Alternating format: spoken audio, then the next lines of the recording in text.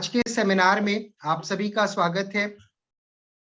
पिछले 2 लेक्चर्स में हम सब ने बहुत कुछ चीजें सीखी और कहा जाए कि लास्ट लेक्चर में सर ने बहुत ही आराम से चीजें की जब वो कॉन्ग्रुएंट मैट्रिक्स को बता रहे थे या रैंक बता रहे थे या कहा जाए सेस्क्यूलिनियर फॉर्म और नॉन डिजेनरेट फॉर्म बता रहे थे और जिस तरीके से कैलकुलेशन कर रहे थे, हमें लगा बाद में फीडबैक भी हमने कुछ स्टूडेंट से लिया तो पता लगा कि हाँ, ये स्पीड बढ़िया है और इससे चीजें ज्यादा समझ में आ रही हैं। हमने कहा कि ठीक है, ऐसे ही स्पीड में हम लोग करेंगे, धीरे धीरे ही सीखा जा सकता है। तो बिल्कुल चलिए सीखते हैं, कुछ डिस्कस करते हैं। और जो भी यंग स्टूडेंट्स हैं उनसे एक रिक्वेस्ट है कि अगर कहीं दिक्कत लगती है तो वो क्लास में ही पूछ लें। तो हम सर से ही रिक्वेस्ट करते हैं कि सर सेमिनार को आगे बढ़ाइए। Thank you, Swapnil. So let me share my board here. Yes. आ गया जी, ये स्क्रीन शेयर हो गया। अच्छा, हम इसको फुल स्क्रीन करते हैं तो हम रहते हैं मतलब आई थिंक वो तो रहता है ना, फुल स्क्रीन कर दे। आपका वीडियो आता है, बिल्कुल आता है। अच्छा, okay okay. So let me थोड़ा बढ़ा दें इसको। Okay, so I will just recall some of the things again. So last time I was trying to describe symmetric bilinear form, symmetric and sesquilinear bilinear form, Hermitian bilinear form. So symmetric and Hermitian bilinear. So I'll be interested right now in symmetric and Hermitian forms.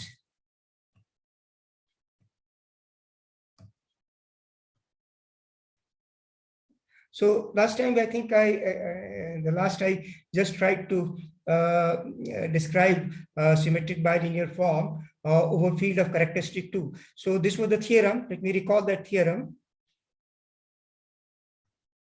So let F be a symmetric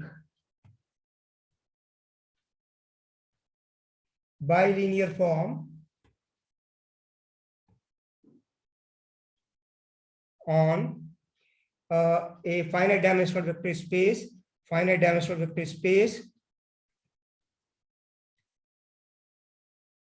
over a field of characteristic different from 2.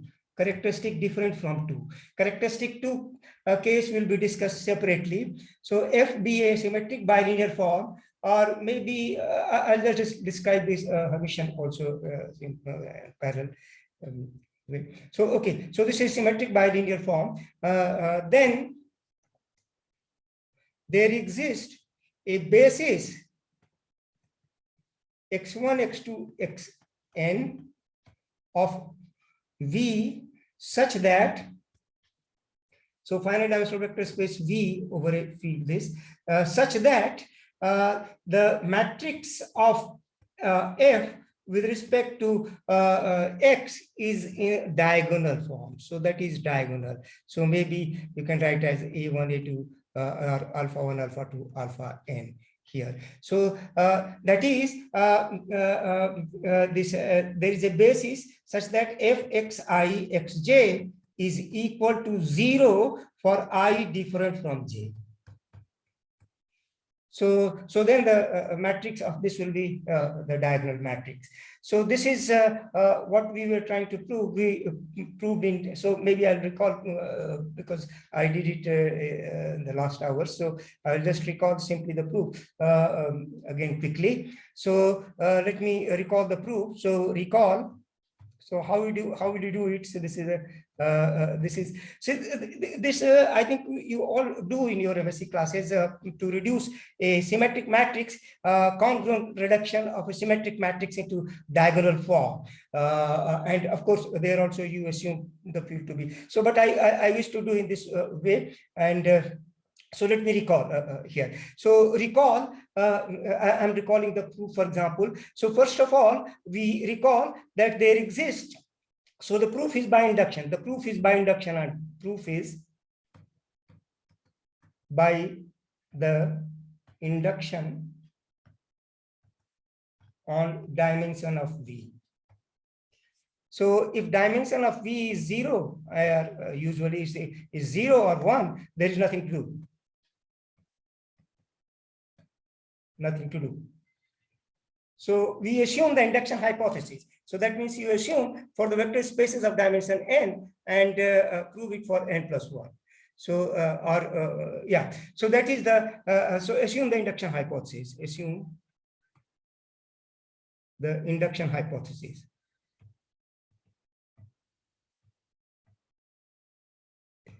Now, so let V be a vector space of dimension n plus 1. So let V be a vector space, V be a vector space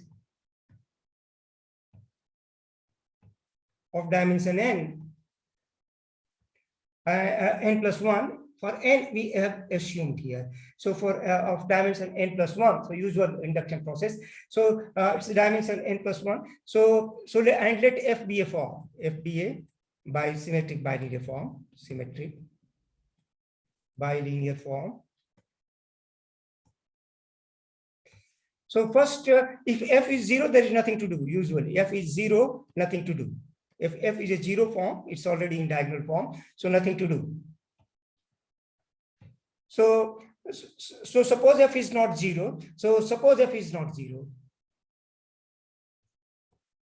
Then the first claim is there exists X different from 0 such that Fx, such that the diagonal Fx is different from 0.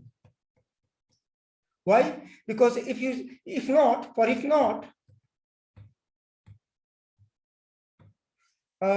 for every xy, Fx plus y, x plus y will be 0. And this if we expand it, this is simply Fxx, which is again 0, and Fyy is again 0 because we have assumed it that it is not true. That means Fx is 0 for every x. So that means this is equal to Fxy plus Fxy here, right? So Fxy here plus Fyx. And we have assumed it to be symmetric. So this is your 2Fxy. See, this argument will also be valid for Hermitian form also. I'll just describe. So 2Fxy. So this will mean that Fxy is 0 for every xy. So this is a contradiction because we have assumed F to be non-zero. So this is not true. So therefore, we can assume that so F is non-zero. So Fxx is non-zero for some x. So let x1 be a member of V such that Fx1 x1 is different from 0. And then you look at the usual thing which you do most of the time. So you look at x1, the subspace generated by x1, and look at its orthogonal complement with respect to this form. So orthogonal complement not in the usual Euclidean geometric sense, it is in this form. You see, this also we call the orthogonal complement. So this is equal to what? This is the set of all y belonging to V such that Fx1y is equal to 0. So this is orthogonal complement. So this is a subspace. Clearly, this will be a subspace because of the property of the symmetric of the bilinear form. This is a subspace, and also observe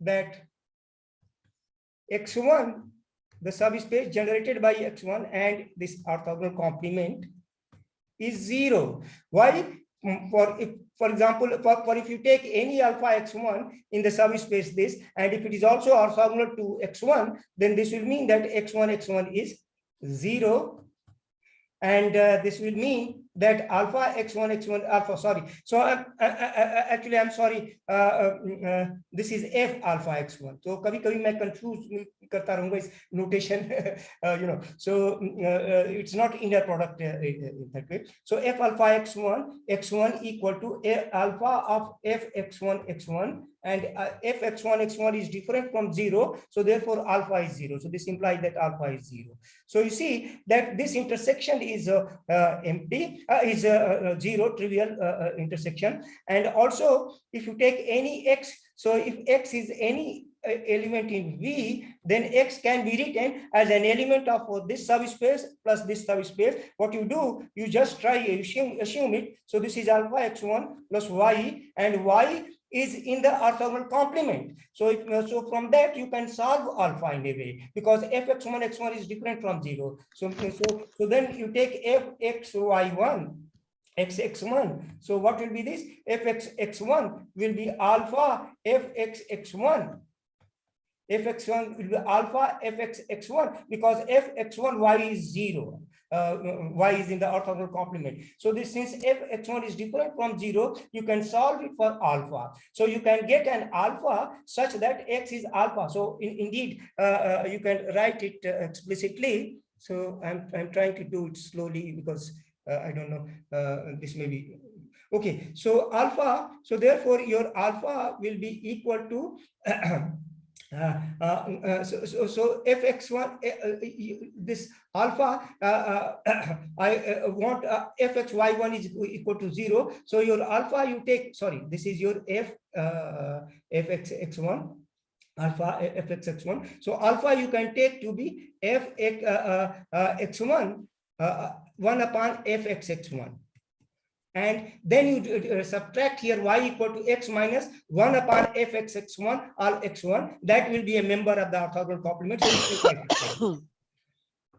So therefore, you see that you can write this V as a sum of x1 plus orthogonal complement.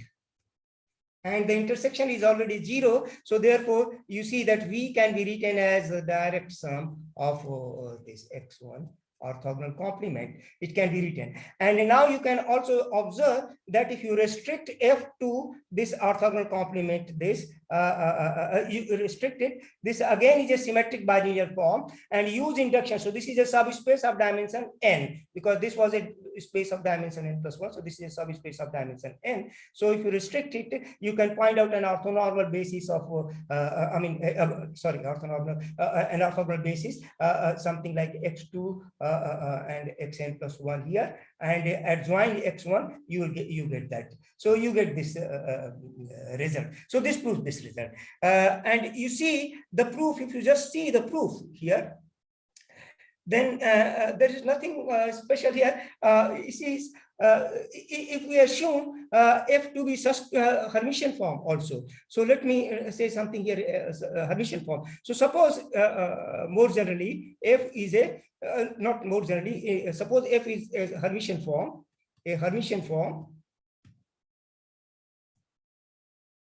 So what is a Hermitian form? Hermitian form, you have this f. Now the involution is not necessarily identity. If it is identity, already the case is done. So f star, where a star is an involution and star square is your identity map. No, star square is identity map, and f is satisfies that form. It's a suspension form with the property that fxy is equal to fyx star. So such a form is called a Hermitian form, as we have already seen. So usually, for example, in case of complex field, you have already been doing this thing where the star is the usual conjugation. So here also, if the field is of characteristic different from 2, we can obtain again the same proof will work. So I'll just demonstrate it. So first of all, let me say that if you have a star, an involution on a field F, and which is a genuine involution in the sense that it is not identity, then star, is an automorphism. So star is what? Star is an automorphism and it is of order 2, automorphism of the field F, it is of order 2. So let me for convenience of the notation, let me write it sigma. So sigma is an automorphism because star doesn't look to be the so nice notation for this. So let sigma be an automorphism of order 2. So then you know if you don't know, please, even then you just assume it. I think you know it. So if F is sigma is an automorphism of order 2, then you take the fixed field of sigma. Fixed field of sigma. So what is fixed field of sigma? Fixed field of sigma is what? It is the set of all elements A belonging to F such that sigma A is A. And you know that this is a subfield of F. This is a subfield of F. This is the fixed field of sigma, and sigma is of order 2. So it is a simple fact to observe that the fixed field here sigma is 2-dimension. So the field F is an extension of the fixed field here of degree 2. So this is something I'm using. I hope maybe I don't know the Galois theory. So just assume it for the time. If you look into this, then the fixed field here is this is a subfield you can easily verify, and this is of order 2. The dimension of this field, this vector F considered the vector space over the fixed field, is of dimension 2. And then if you take any element here in fixed field, then you know fixed field, then you can make it A square if you take any member in F here. So actually what I say is that this F can be so let me denote it by something, some notation here. So some notation here. So let me write it maybe F naught. You know, F naught of square root of a member over here, right? So that is some kind of where alpha square belongs to F. You know, this is of degree 2. So there, if you take any element here, then the irreducible polynomial will be of degree 2. And you know, if you are given any irreducible polynomial and look at the solution, so that is the square root, that is an extension of the square root of b square minus 4ac. So that means it will be something like this. You get this kind of thing. And then sigma fixes sigma. So what will be sigma in this case? You can easily verify that any element here can be written in the form A plus B alpha here, where alpha is not in F naught, right? Alpha square belongs to here F naught. So sigma, and this is equal to A minus B alpha. Usually just as in the case of the complex field A plus BI goes to A minus BI, still same thing. You can just imitate the kind of argument which you use over there to have the automorphism over. So this is sigma just as q root 2, etc., etc. So this is a sigma, and that is how you get this. So now if you take an involution on a vector space V, which is of order 2, star square is identity, means star is your sigma, and then that is identity. Then that can be then you get a subfield which is your F naught, and F is your A plus B alpha such that A B belongs to F naught. And sigma is described by the fact that sigma B alpha is equal to A minus B alpha, and sigma fixes A and B. So that is the kind of star here. So this is the star here. This is the star here. So now suppose that F is a Hermitian form. So that means what? Fxy is equal to Fyx star. Right? So suppose you have a Hermitian form, then again the same result holds. So the same result holds, and the field is of characteristic different from 2. Perhaps this is not needed in a way because that will not appear here. So then then again the the assertion of the theorem holds. The session of the theorem hold. So let me describe how. So I'll just quickly do this. So fxy. So then again, so how was the proof of the earlier result? So again, the thing is that again the proof is similarly by induction. And first of all, observe that fxx is some kind of, you see, f naught, I can call it to be the real. Fxx star is fxx. It belongs to the fixed field of a star. Why? Because fxx star is equal to fxx. Because it is Hermitian. Hermitian is given to be the Hermitian. So that means all these fxx which will appear in the diagonal, they will be the real, so to say, I mean, with respect to this star. Fxx star is equal to fxx. And again, you see that what is your fx plus alpha I. Here you take alpha was that no x plus alpha y goes to x minus alpha y, just as in case of complex number, x plus iy goes to x minus iy. So x plus alpha y and x plus alpha y. So again, I say that you assume the induction hypothesis, and we wish to say that to reduce it to the lower dimension case, right? And if f is 0, there is nothing to do. So suppose f is 0, then again I say that at least fxx will be different from 0. The same argument you remember. So fxx will be 0, non-zero for some x. That is what we want to say here also. But that argument fx plus y, fx plus y perhaps will not do, because fxy plus fxy will be, you know, that equation will not work. So fx plus alpha y, fx. So here I take this thing, and you know. So what will be this equal to? So this is equal to fxx, which is 0. So fx alpha y plus what is that? Plus alpha y fyx. Alpha fyx.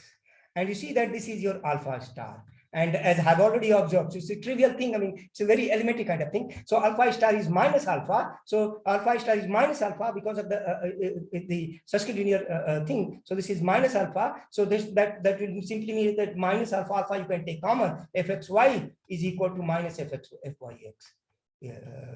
Right, and this is equal to 0, and this is equal to 0. So, and that alpha, obviously, that was in the above the fixed field. So this is different from 0. So fxy is fyx, and then the rest of the argument is the same.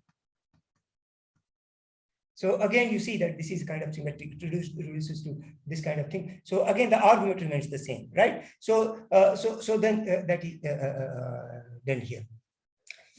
So this is something which we, so any symmetric bilinear form or Hermitian bilinear form can be reduced to a diagonal form with respect to a suitable orthogonal basis. That is what we have proved. So in a way, that simply means that if you take A, then you can find out a P, so that PAP transpose is diagonal. And this is something which you had been doing in your BSc or MSc classes. And this is there is an algorithm also. There is an algorithm which I have more or less, if you go inside the proof, you will see that the algorithm is already there. The induction process is already gives you an algorithm. So PAP transpose is a diagonal matrix, something like lambda 1, lambda 2, lambda, and some of them may be 0, some of them may not be 0.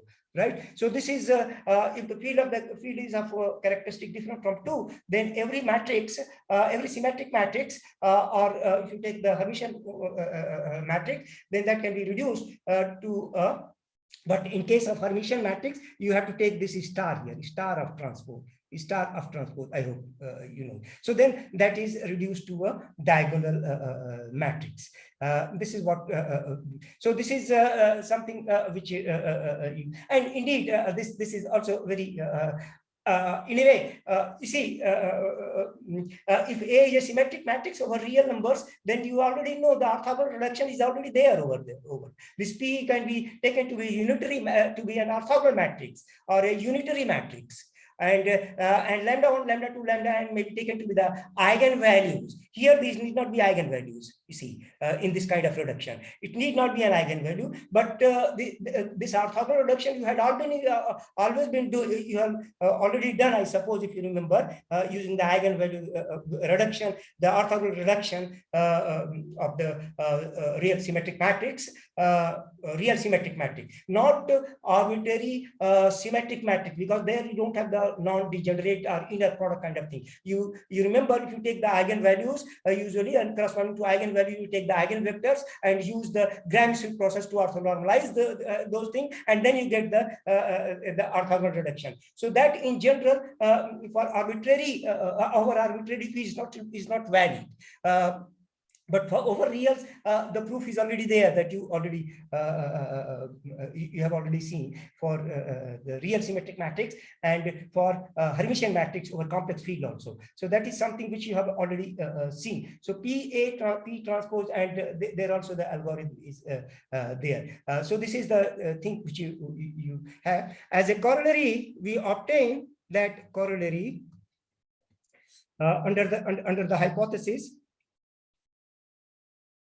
Earlier hypothesis, there is, under the hypothesis, there exists. So I'll write down, there exists triple of integers. There exists a triple, say R, P, Q of positive integers, non-negative integers. See, this one of these PQ may be 0, so well, non-negative integers, sorry. So of non-negative integers,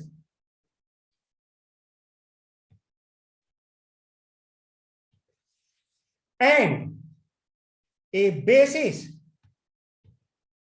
x1, x2,